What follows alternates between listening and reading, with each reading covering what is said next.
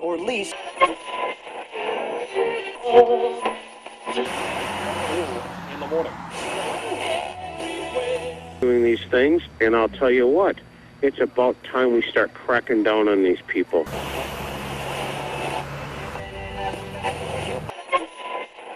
So being a racist may be a smart thing to protect your property in this city.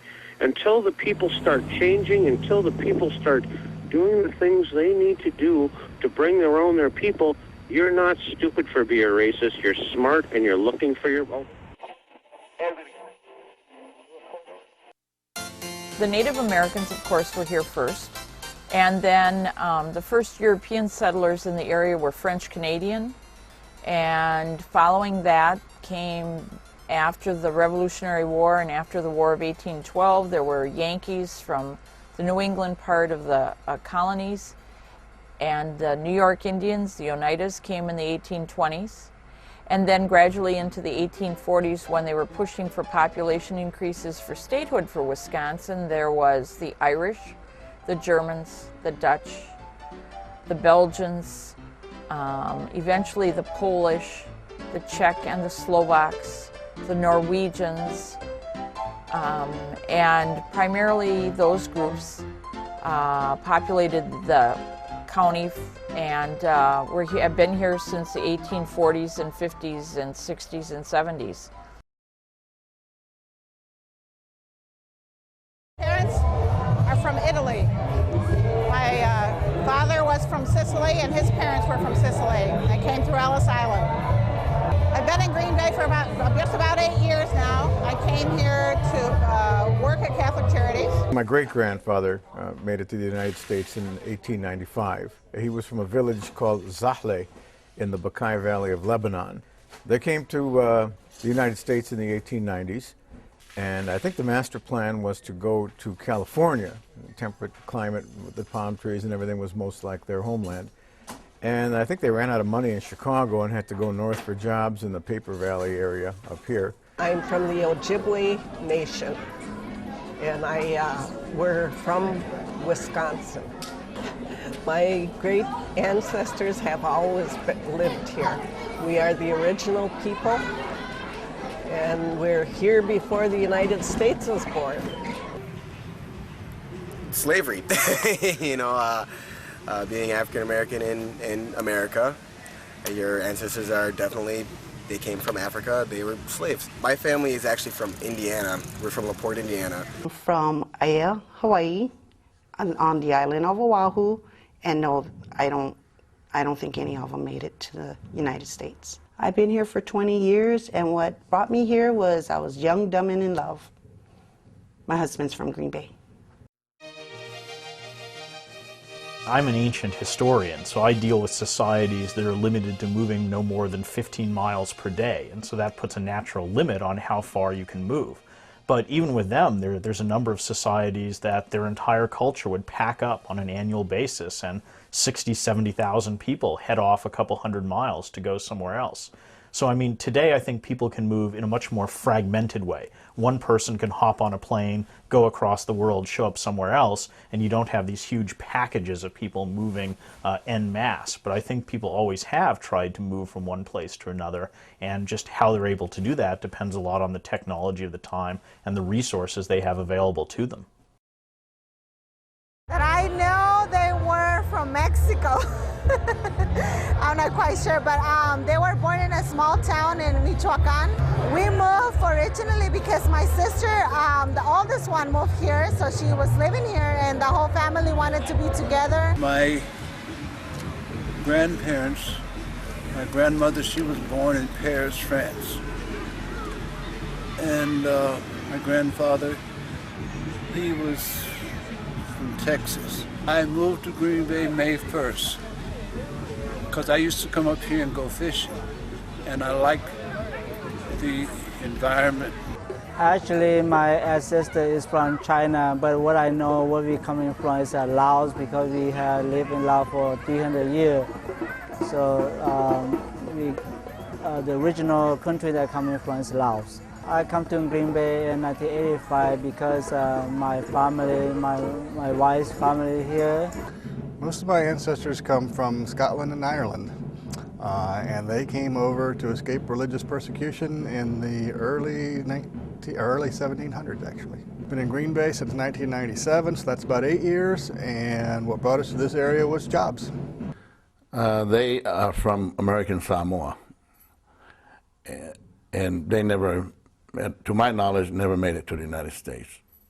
And I was stationed here somewhere around the 60s for 6 months temporary duty. And then I went back to Alameda, where I was permanently stationed. And I like Green Bay, so when I got out the Coast Guard, I came back and met a woman in here and married her. It's from Laos. I don't see a lot of difference. I see that the Hmong and Vietnamese, some Laotian, the Hispanics that have come from Central America and out of Mexico. There's still some Europeans coming in terms of Eastern Europeans, some Polish, Lithuanians, Russians, and I think they're coming for basically the same reasons. They're coming because it's difficult in the countries that they're native to, and they're coming to Wisconsin and the United States to make a better life. New people bring new energy, typically, and a lot of civilizations end up being a mixture of different type people. I mean, just to give you an example, England, we think of, sort of the English people, and today there's a stereotype of what that is. But if you go back in history, they're composed of this amazing amalgam of different groups. I mean, you had some indigenous people there, you had some Celts, you have some Picts, but then you have a whole wave of people come in, the Angles, who are a barbarian group. You have the Saxons, who are another barbarian group, and that's, by the way, we get that sort of Anglo-Saxon thing, it's gluing them together. They mix in there, you get some Romans coming in, they settle for a while and then leave, bring their ideas, and all of that ends up sort of combining together. You get the Normans later, another invasion by a different group who bring in sort of this French aspect. And so you end up with the people really being this mixture of all sorts of different cultures, different ideas, different linguistic groups. English, the language, is this amazing, astonishing mixture of bits from Latin, Greek, French, German, all sorts of Nordic groups, all combined together. And I think that's how most populations really end up being. My mom, my dad is from Thailand. Right now they still live in Thailand. Last year I just got my citizenship done and for our oath ceremony. And then a couple months ago, my friends asked me to come over to Green Bay to open another Thai restaurant in town. My great-grandparents, my parents, are born and raised in Ethiopia, and they never left Ethiopia. I came here to be a director of the college diversity. My ancestors came from Canada. They were lumberjacks. And on my mother's side, they were German. They came up the river, and they were innkeepers. Well, this is Amaya. This is my granddaughter. We've been in Green Bay 10 years. I have. She hasn't, obviously. And what brought us here was jobs.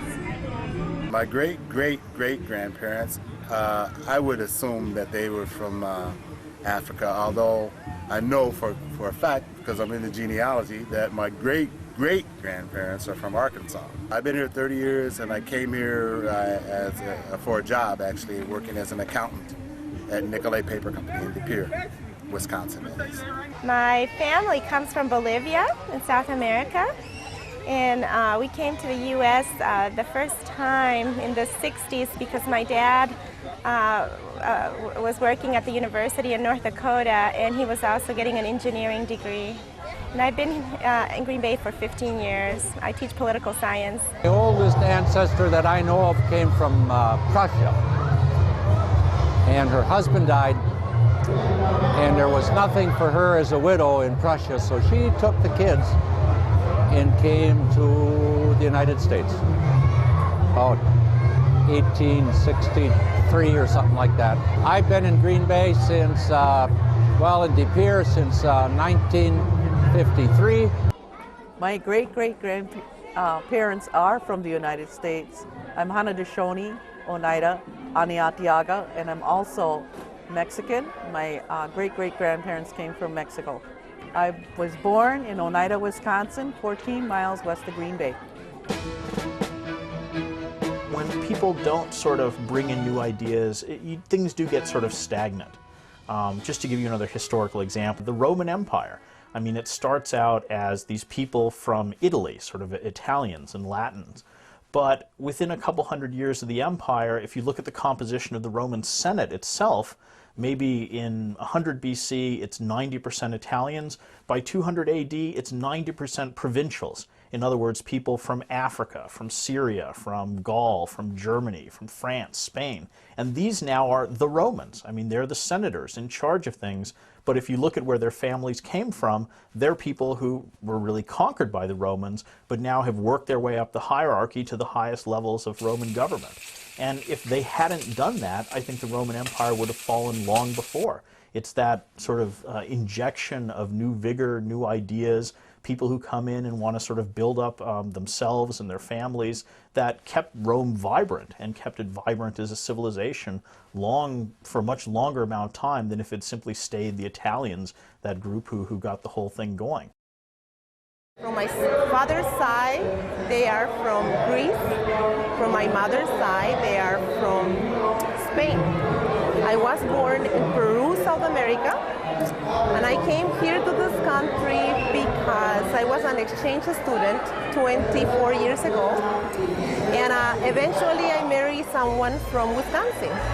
They're from Sri Lanka, and they have come here to visit. 29 years. Well, my father's side of the family hails from Germany, and my mother's side from Poland. And they came here for the same reason I'm here. Just great opportunity, the freedoms we have here, and just a wonderful place to live, work, and play, and a place where I want to spend the rest of my life, and hopefully my children do as well. They're from Africa. And what brought them to the United States? I suppose they was brought over on a boat, slavery. I've been in Green Bay 9 years in the ministry. They asked me to come and start a church here, so that's what I did, came kicking and screaming. On my father's side, I am Oneida, that's the Haudenosaunee Iroquois Confederacy, and they are my family's originally from New York, Oneida, New York. I moved away, and then when I had my son, I came back because my family was here. My mom was originally from Texas, around the San Antonio area, and my dad grew up in west of here. My great ancestors, back to what I know, it's from Laos. No, they did not make it here to the United States. You would say since 95, relatives that move up here to the Wisconsin area. My great-great-grandparents are from Czechoslovakia. I have been in Green Bay all of my life. I was born in a little rural community, Denmark, Wisconsin. Well, originally my ancestors, my mother was adopted, so we know fairly little about hers. She says she is English and Irish. And my father's family comes from Germany. We came up from Chicago because we wanted not to sit in traffic for 2 hours every day, so we gained 2 hours of our lives every day. And they're a mixture of English and French. They came over by boat. Great-great-great-grandfather, I believe, worked for the Great Fur Trading Company in Canada. He, in fact, moved his family from Canada down through Wisconsin, and my mother's father was born in a cheese factory here in Wisconsin. Environment, politics, and the fact that I am simply a Midwesterner to the bone. My great-grandparents came from Austria and Germany, and they came to this country to open a butcher shop. When I graduated from college, I wanted to move here. They're from the continent of Africa, and they came here unexpectedly because they were slaves. The Native Americans were certainly the first human beings to live in this particular spot on the globe, but they themselves didn't come from here originally. I mean, if you keep going far enough back in time, if you go way far back in time, 1.5 million years, human beings as recognizable organism first evolved in East Africa about 1.5 million years ago, and over the next 500,000 years spread across the globe. Modern sort of human beings evolved much later, maybe 40,000 years ago, and again there was this sort of dissemination across the globe. And they maybe inhabited North America around 30,000 years ago. So 30,000 years is a good stretch to have lived in one place, and I think some of the local Native American populace could probably legitimately trace their ancestry back that amount of time, which is pretty impressive. But if you keep going further, they came from somewhere else too, and that's true of everyone. Well, on my father's side, they were from the United States, probably from North Carolina at that point in time. Actually, my great-great-great-grandfather was a runner, and his name was, Indian name was hard to pronounce. He was actually, the Cherokees couldn't pronounce it. And he got his name, we finally changed it to Hornet because one time he got stung along the way in his running, and it was easier to pronounce Usquaduli than his original name. So my father's family came from here. On my mother's side, is also somewhat the same. She came from the Bad River Reservation in northern Wisconsin, and her family had always been there. But when she married my grandfather, he was Polish, so he came directly from Poland. I would say that they were originally from South Carolina. I was part of the Afro-American group that came here during what we call the Great Migration. And our job for moving us here through the affirmative action programs that were permeating the United States at that time. My mother's parents were born in Finland, and they came to this country because they needed a new start, a way to make a living, and they homesteaded in southern Minnesota. My father's parents, his ancestors go back to the Pilgrims, and one of my ancestors on my father's mother's side signed the first Thanksgiving Proclamation, which was horribly racist, talking about the native population. Came to Green Bay in 1974 for a job at the university. Great-great-grandparents are Kwakiutl, and they've never been to the United States. They're from the Pacific Northwest coast, Vancouver Island, and they've always been there. And on my mom's side, they came from England, and I don't think any of them have ever been to the United States. I fell in love with an Oneida man who's from here. I don't know my father's family quite as well as my mother's. My mother came from a German heritage. My father from Belgium. His family settled in Brussels in Door County. And my mother's father, who came here when he was just a child, was originally from Austria and had relatives in Germany. I'm from Nicaragua, and my ancestors are from Nicaragua, and one of my grandfathers was from Spain. And the reason that we came to the United States is because we have family. On my father's side was my great-great-grandfather. He's from Ireland, and the name is Lewings, L-E-W-I-N-G.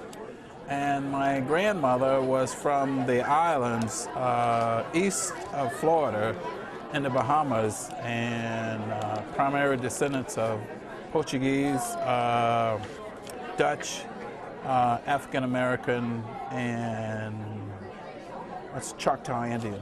On my father's side, they were primarily from Ireland, thus the name Hines, which is an Irish name, H-Y-N-E-S, and a little bit of German in there.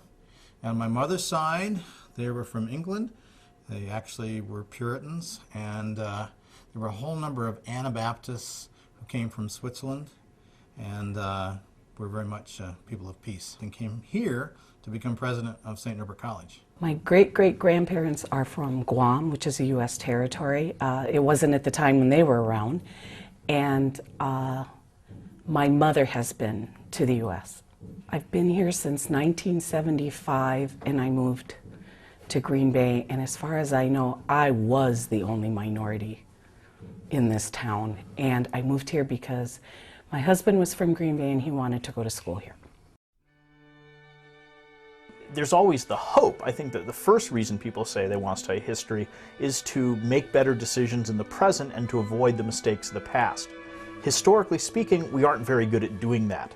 What I think history is very good at doing, though, is enabling you to understand how you got to where you are right now.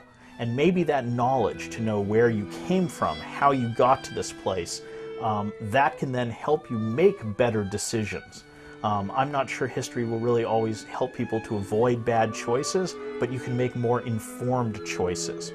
And something about history that I think is different today from many cultures of the past is that today we tend not to value the past. The past to us seems like something that's remote. I'm an individual, I can make my own decisions, I'm not governed by what happened in the past. But if you look at a lot of cultures, both in the past and even non-Western cultures, for them the past has power. It dictates what you do today. People have longer memories. They remember what happened in the past. If we could shrink the Earth's population to a village of precisely 100 people with all the existing human ratios, it would look something like this. There would be 57 Asians, 21 Europeans, 14 from the Western Hemisphere, North and South, and 8 Africans. 51 would be female, 49 would be male. 70 would be people of color, 30 would not. 70 would be non-Christian, 30 Christian. 50% of the entire world's wealth would be in the hands of only 6 people, and all 6 would be from the United States. 80 would live in substandard housing, 70 would be unable to read. 50 would suffer from malnutrition. 1 would be near death, 1 would be near birth. 30 would be children, 70 adults. 1, yes, only 1 would have a college education.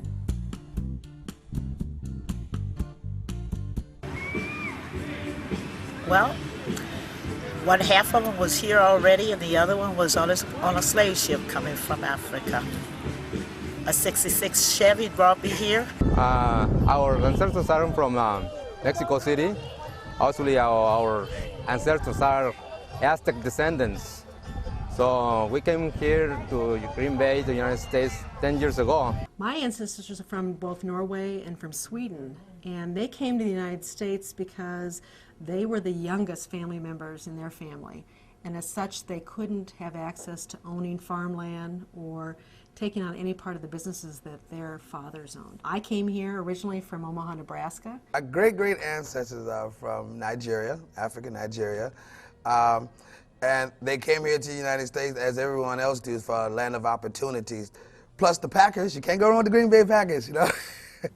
Ireland, 35 years, chance to join the Green Bay Packers.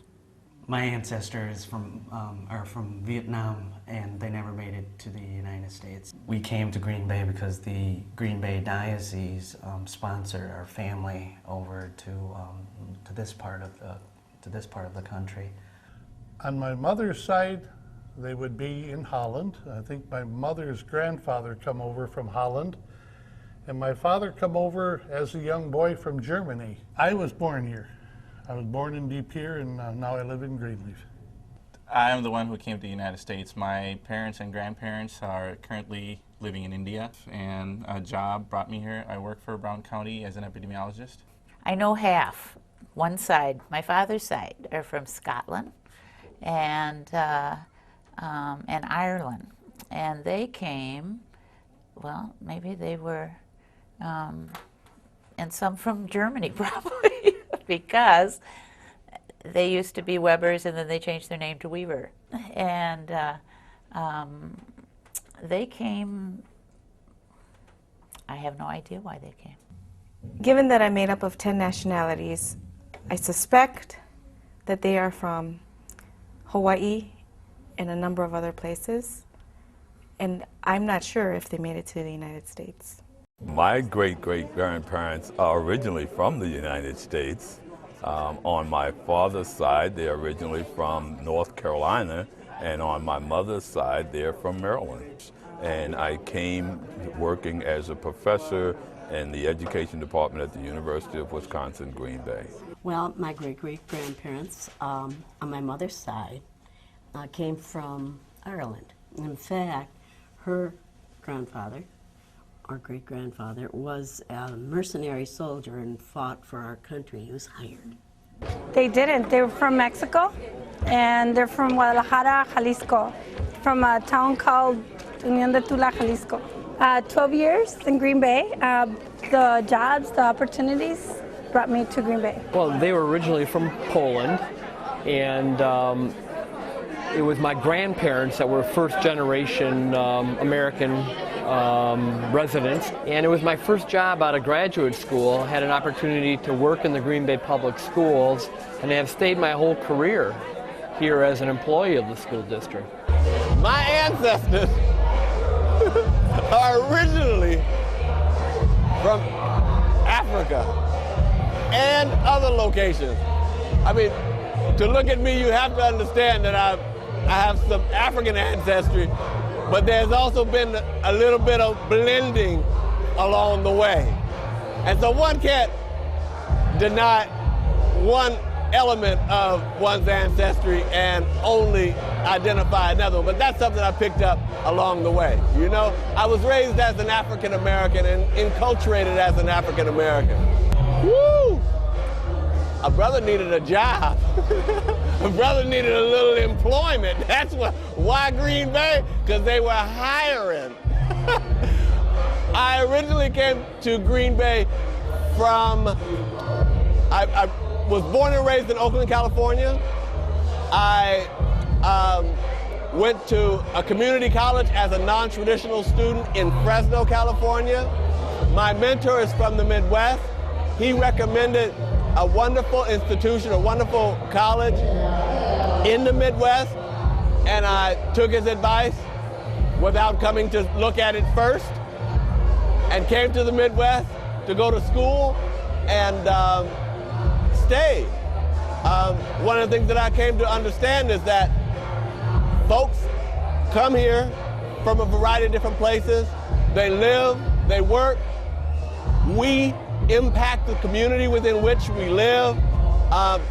We are change agents, each one of us in our own way, right? And then we get tired of the cold and take off and leave. Head back where we came from.